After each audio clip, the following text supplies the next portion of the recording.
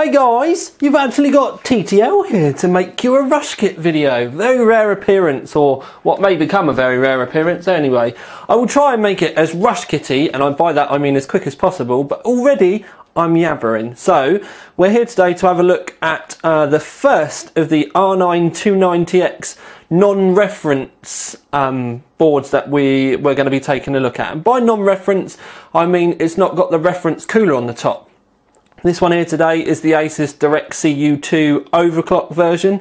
A lot of people have been screaming and shouting that these cards were going to come into their own once we got rid of the terrible cooler. Now, I'm just going to get rid of the box. First things first, there is the card. And I'm going to bring you in a little bit actually, just so that you can have a closer look. Now, the thing is this isn't, it's a DirectCU 2 cooler, which means it comes into the copper heat pipes actually come into direct contact with the GPU core itself. And specs are, we have 4GB of GDDR5, which is what we'd expect, 1050 megahertz on the overclock, so just over a gig, 1350 on the memory, which works out at 5400, and then the rest is all pretty much the same as the reference one would be really. Now, first things first, just while we get here, what I am going to say is underneath it's a non-reference PCB. So I do just want to talk to you briefly about that. And what I'm going to do is I'm going to magically bring up a image onto the screen. Ta-da! There we go. Right, now it may not be the best laid out one, but this is the only picture I could get of the Asus one. And the Asus one is the one in the corner, right at the very front. Then you've got the standard AMD one just behind. Now, Asus have, it's actually a custom PCB as well. And what we've got is they've essentially tried to make it last longer, but also give you better options for better ability for overclocking. We've got dedicated caps, SAP caps, to maximise overclocking headroom. These are just on the back of the PCB underneath the backplate. I'll show you in a minute. Then we've got some concrete alloy chokes. I think this is amazing, and those are the silver things with the little sap tops on them, the square things, and they shouldn't buzz or creak or anything like that. Then we've got the caps that are on it. They say that they're extended lifespan and they should last over 90,000 hours longer. And it's got a 30% higher voltage threshold for better overclocking. Now, if you have a look at the two, you can see that the Asus one's a lot tidier. We've got those two straight lines of caps. Then you've got those concrete alloy chokes of the kind of rectangle things with the logos on the top. But if you have a look at the AMD one, you can see that there's lots of caps kind of scattered all over the place with the half red bits on them. It looks much messier. The Asus one looks a lot tidier, more arranged, more optically pleasing, even though we're not really going to be able to see it. So, you know, you've got, Asus have put a lot of effort into that. Now, ta-da! We're back on the screen again. When we actually have a look at the cooler, it's like all real dark and stealthy and very making me think of Batman. But the thing is it comes like this because you do get a choice of what colour you want to make it. It gets you get the gold bits that come with it, and you get the red bits that come with it, and that does look awesome. But one thing I would say, Asus, is I do very much like the fact that you've given us these two colours.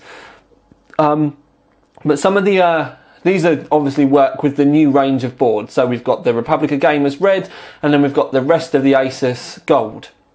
But not everyone's got a Haswell motherboard, for argument's sake. You know, with all your latest stuff, and last generation you had a lot of blue, and I think it would have been nice just to have put a blue one in the middle, considering these are going to cost, you know, a couple of $3 or whatever. And you know, it would have been nice to have had a blue pack in there as well. Just my thoughts. Something I do know already, because I have asked Asus, and this may surprise a lot of people, is that the DirectCU 2 290X is going to be £499. Great British pounds. I don't know what that's going to relate to into dollars, but I would be thinking in the back of my head you're going to be looking way over the $600 mark for one of these if you are in the United States of USA. And yes, I did say that on purpose. I can't remember where they always say random things like that. Anyway, I'm going to have to remember and then try and make it part of the videos. Anyway, so yes, if you are from the United States of USA, I know where it is. It's Celebrity Juice. Anyway, so we've got this.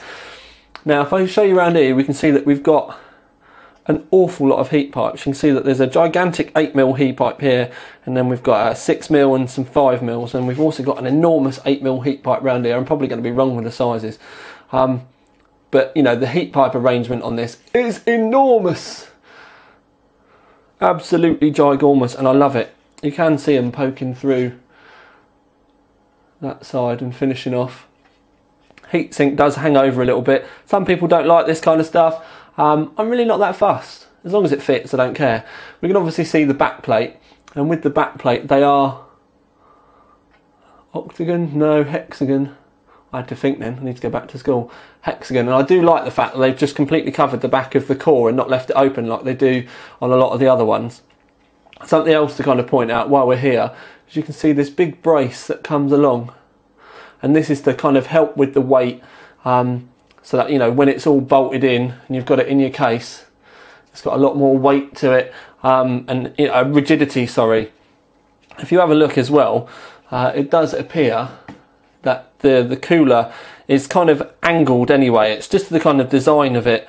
It's the way the material's been cut, but it's a bit of an optical illusion. One thing I will say though is I'm really into the kind of dark, stealthy Batman effect of this. I almost think it would be a shame to put stickers on it, but something I will say, and this is something very TTL, you could use these as stencils to make your own bits to go on the card. I think that would be rather nice.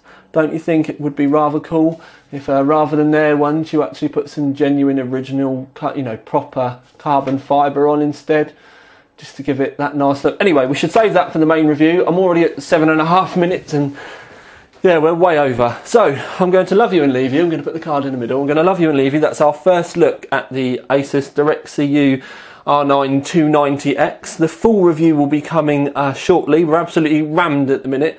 Don't forget, it is coming up to Christmas as well, so at some point we all need to stop and drink loads. Maybe I should do some live videos of me reviewing while drinking loads. That might be an idea. Anyway, this is TTL back with another Rush Kit video, and we will be back very soon.